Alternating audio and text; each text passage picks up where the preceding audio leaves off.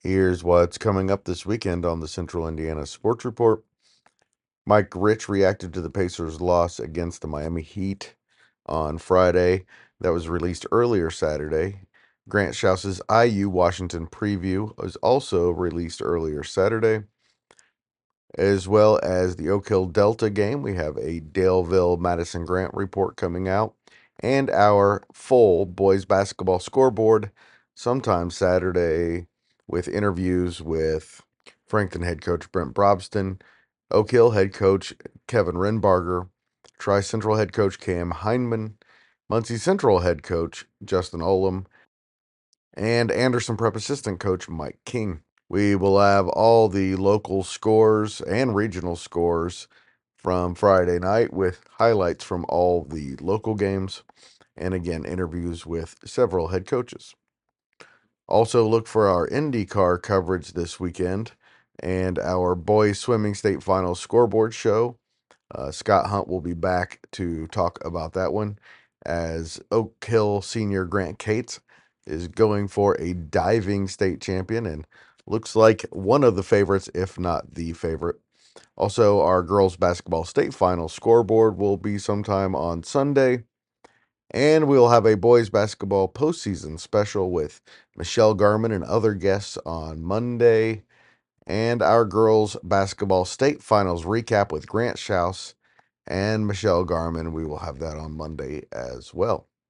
Lots of cool stuff coming up. Increased coverage of IU, Purdue, Pacers, Colts, and IndyCar.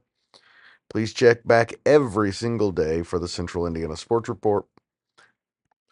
At 1 p.m. every single day, we release our daily report, which is our ESPN style scoreboard show for high school, college, and professional sports in Central Indiana. You are listening to the Central Indiana Sports Report, episode 191.2.1, our basketball report with Scott Hunt, who covered Oak Hill's 58-50 win over Delta for the Marion Chronicle. You're listening to the Central Indiana Sports Report with your host, Greg Mengels. Scott Hunt, welcome back to the Central Indiana Sports Report. Quite a win for the Oak Hill Eagles tonight. Absolutely huge win to carry, obviously to cap the season off and send yourselves into the tournament with some momentum, with some momentum. But just the way that they got the win against a very, very good Delta team, I would think it would give them a big boost of confidence as well. Just a lot of grit and toughness it took to get it done, but they found a way, and it was quite impressive, really. And to finish the final week, big win at Northwestern. That is not an easy place to win. And then beat a Delta team that's two-time reigning regional champion. Probably not quite as good as those teams, although very good chance that they win another sectional this week. But that's a veteran team that knows how to win. And for Oak Hill to win that one, they got to be thinking, we might be able to compete with Manchester. Um, yeah, and their draw next week at Wabash couldn't really have worked out too much better. Not much better at all. Um, they got the bye to Friday, and I asked Coach Renbarger about that, and especially coming off a night like tonight, and um, you don't want to keep that momentum, but he's always been one that enjoys playing the Tuesday of sectional week, but he admitted tonight that their schedule the last really month or so, it's been Tuesday night, Friday, Tuesday, Friday. It's right. They had a Tuesday, Friday, Saturday weekend there too. So he was looking forward. He's looking forward to next week and getting back into the gym and just he said their practices for the last month have been absolutely always focused on what's next, and they're gonna get to spend at least a couple days, if not 2 or 3 days next week, just focusing on them and trying to clean up some of the things they want to tighten up before they get on the court Friday night, and just so they can be the best. That's what his quote was. Just so we can be the best version of ourselves. It doesn't really matter.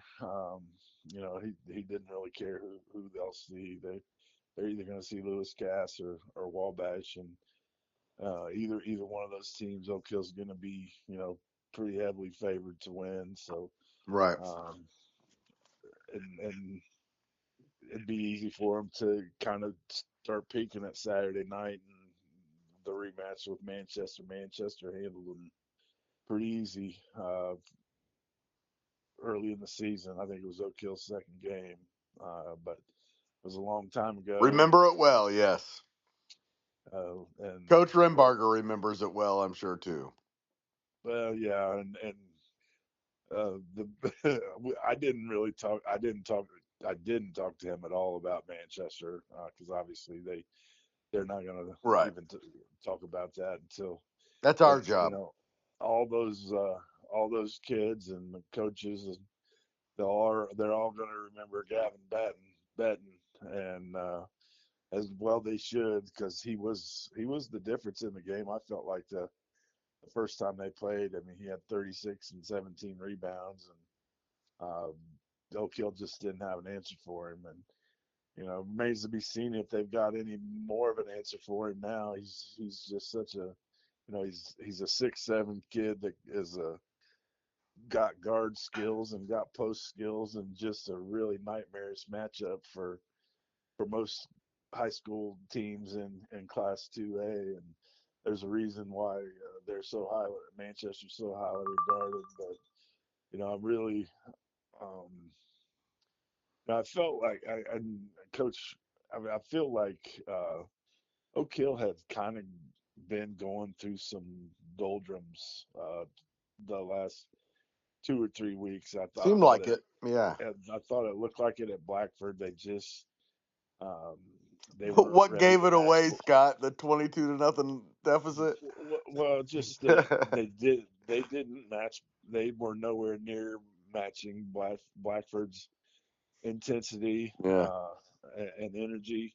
Um, they got themselves back in that game by halftime, and it just was like Groundhog Day the second half for them. And I watched some of it. I didn't see the whole Northwestern game, but I kind of felt like um, it was kind of the same thing. But then there was a spark somewhere along the second half, and the energy returned, the effort returned. I did feel like I saw them play Elwood last week, and I thought they played hard. They weren't totally crisp against Elwood, but they did play hard, and it was kind of a unique night playing over in Swayze Elementary School gym. Um, hard, it's and Yeah. when you're a good basketball team, it's hard to be laser focused on a team that you handle. And and they handled Elwood like they should have, and they played hard in doing it. But then I did I feel like that Northwestern game, there was something that sparked them, and that spark carried over to tonight. And Yeah, really you know, you, jumped out from the start. How are they able to get it done tonight? well, the their defense in the first half tonight was phenomenal. Um, I'm sure you talk to some of Delta's fans and players. They're probably going to say that they couldn't throw it in the ocean from the beach in that first half, and there's some truth to that. But the truth be told, Oak Hill's pressure, contesting shots, and just really guarding on the ball and switching defenses really kind of frustrated Delta. I felt like Delta was 3 for 16 in the first half from the floor, 0 for 9 in the second quarter. They scored 1 point in the second quarter. Oak Hill was up 16-9 at the end of one and went to halftime with a 31-10 lead. Yeah. Um, the the second half, you know, Coach Rembarger even said they were like a 40% 3-point shooting team this season, and you knew they were gonna hit shots, and they did hit shots in the second half. The Delta was uh, 14 of 23 overall, and 8 for 14 from the 3-point line. 6 of 10 in the fourth quarter. You know, Wow. they immediately came out of the locker room, scored the first 7 points, got as close as 9 in the uh, got us got within 9 in the third quarter. Oak Hill did a nice job to withstand the early flurry and pushed it back to a 13-point lead by the end of the third quarter at 40-27. Delta got within 8 and 7. They got within 7 with about 5 minutes to play, and again, Oak Hill withstood that charge. Delta really ramped up the defensive pressure. They got some success, um, forced 7 turnovers in the second half. But Oak Hill, once they got close, Oak Hill was really poised and took care of the basketball for the most part. They ran their offense to a T in the fourth quarter. Oak Hill was 5 for 6 from the floor in the fourth quarter, and 8 of 10 from the line. So they were able to their last 8 points were all no, that's not true. Landon Cruzen got a huge rebound basket with about 2 minutes to go that put Oak Hill back up by 11. This was just enormous. He was enormous. Yeah, back You to know, back nights with 12 points for him the, and 12 big points both nights. yeah, they got the usual from their two star guards, and Chase Tonical had 20 points. R.J. Sugar had 16, but yeah, Landon Cruzen has kind of emerged here in the last week or two as a much needed third scorer. The thing that really had Coach Renbarger happy about tonight was he his 12 points at Northwestern was sharp shooting 4 for 4 from 3-point range. Right. Tonight he he got gritty points. He got uh, in contest hit a couple of contested shots in the lane. Uh, had to kind of be physical and to get the shots up, and he had 7 points in that fourth quarter to get to his 12. So that tells you how clutch that was. That the Delta they got within 6 late in the game with a minute to go, but Oak Hill just they held on and maintained poise and got it done. Really impressed with the Jordan Yeah. Fernie from Delta was they Oak Hill shut him out in the first Really half. good in the second half. Oof. Yeah, went for 16 in the second half. He had 11 in the fourth quarter. The Bronson Edwards, Oak Hill did a nice job on him, and then he kind of dealt with foul trouble a little bit. He finished with 11. They got a nice game out of Bragg, Lucas Bragg, yeah. Lucas Bragg. Yeah, he had 11 points, but Delta hit after a 3 for 16 first half, they still finished 17 for 39 overall from the field. Wow. Hit 10 for 20 from long range. But it was just a lot of good stuff from Oak Hill tonight. I'm not sure if you talk to the Delta folks that um, they would say that they absolutely gave Oak Hill their best shot, but you know, Oak Hill did what they had to do Definitely a and good sign. played Um, really well to Both earn that games this win. week, definitely a great sign. Doing it two different ways. Yep, definitely. And whatever, anytime you can get a win against Coach Detweiler and his Delta program, that's a big win. Even when they're not a semi-state caliber, and I'm not saying that they're not this year. I don't know. It's the first time I've seen them play, but they're always going to be a threat to win a sectional and potentially a regional. So, Right. and They're definitely one of the three favorites at Newcastle. yeah, So, yeah, all right, I can Scott. see that. Real fast before you go, Marion lost at Snyder tonight, 79-73. That's probably a good sign for Marion if you're a Giants fan looking for a long postseason run. It's been their MO all year. There's a long run that's going to put on those uniforms next week. Uh, whether they figure out how to do it, what remains to be seen. They haven't, in my humble opinion, uh, outside of maybe the Kokomo game where they Yep, won 109 to 104. they sure showed something that night. They haven't come close to putting together a full game against anyone.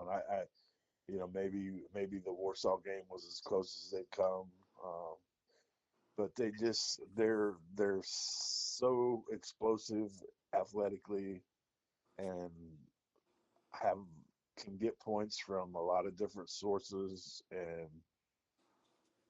and then they go through these like they've never played basketball. They go through these stretches like they've never Yeah. played basketball before in their lives, and it's just as a Marion alum and a guy that was uh, along for the ride on a couple state championships. It's been frustrating and at times just hard to watch this team this year.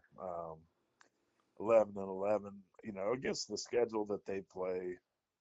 We've talked about this on past episodes that their month of January was as tough as toughest schedule as anybody anywhere in the state would have seen, and Mm-hmm. to go 0-7, it's not you know it's not that surprising. There was some disappointment from my observation point that just I felt like they could have been more competitive in some of those games, but they when they flash their potential, they're a dangerous basketball team. Um, I don't feel like they should. It's hard to sit here and say that anybody's going to walk through a sectional because there's four teams going to be at Belmont next week that are have double digit wins, and all six teams have double digit losses. So if you look there, um, it seems to be balanced. But if you look a little deeper, um, Marion's played the third toughest schedule in all of Class 3A and the 28th toughest schedule of any class or of any team in any class. And I don't. There's no one in the field is even close to playing the competition that Marion's played this year.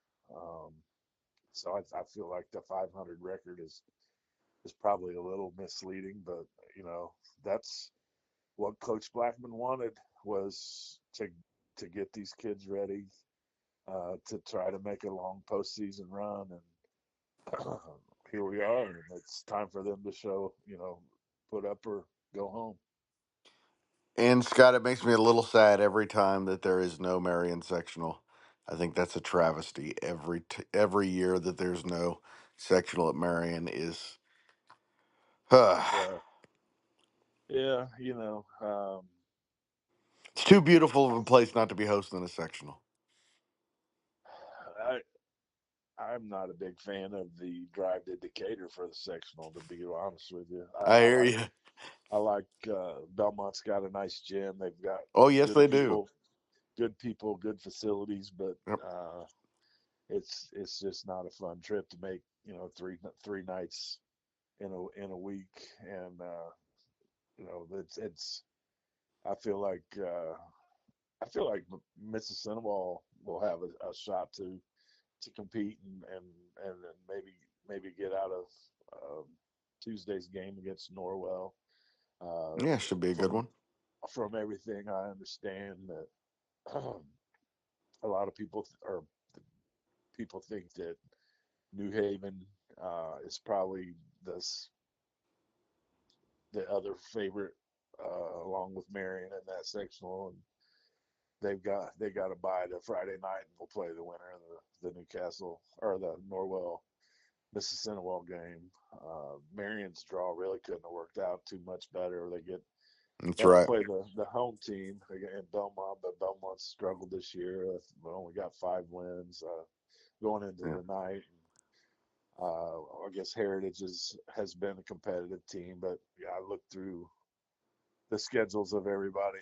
But New Haven obviously plays a kind of a Fort Wayne heavy schedule, so they've been through some tests as well. But Yeah.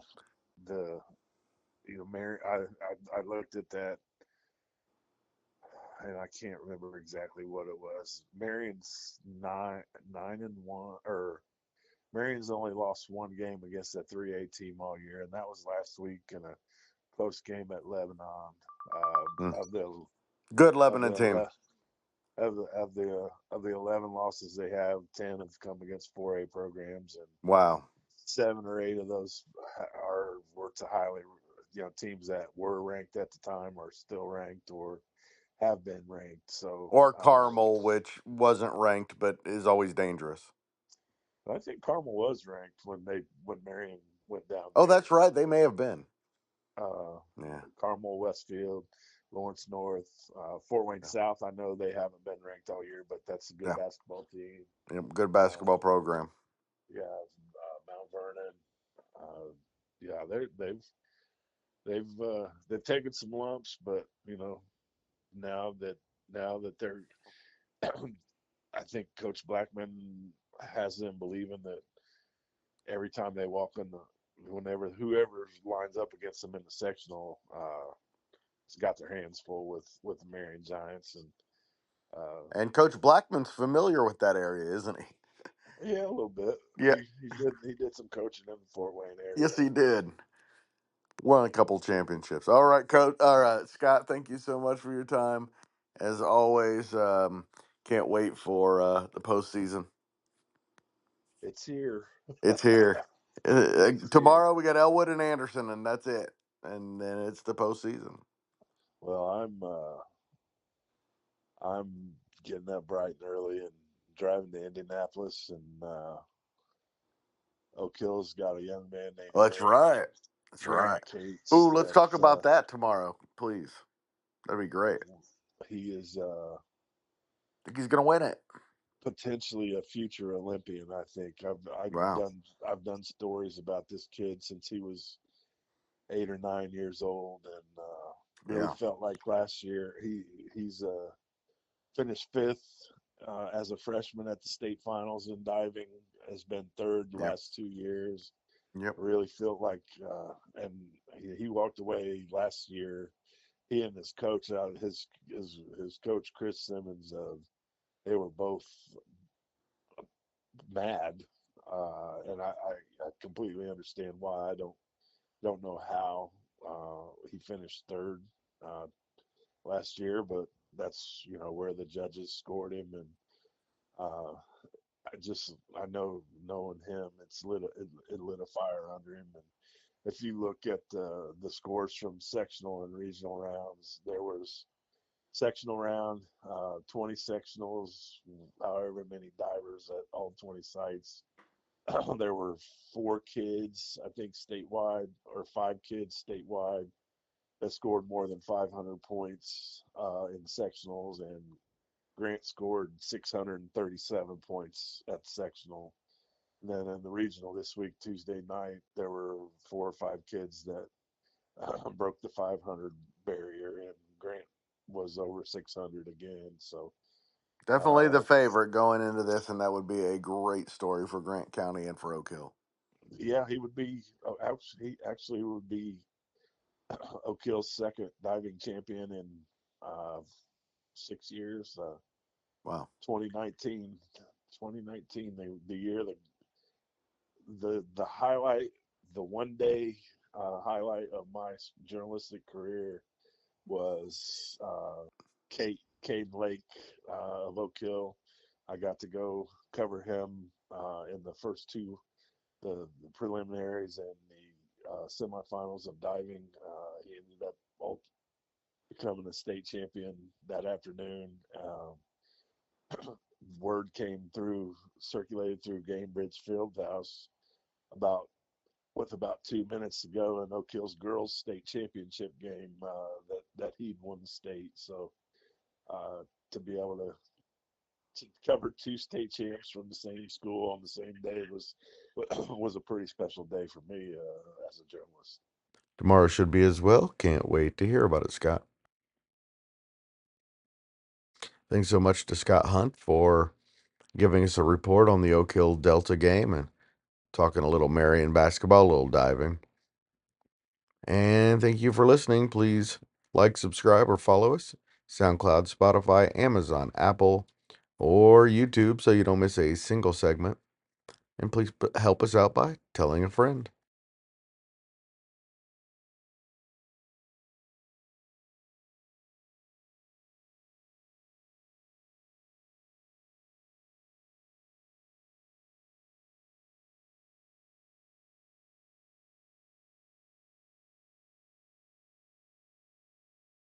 Central Indiana Sports Reports, product of ITG Media.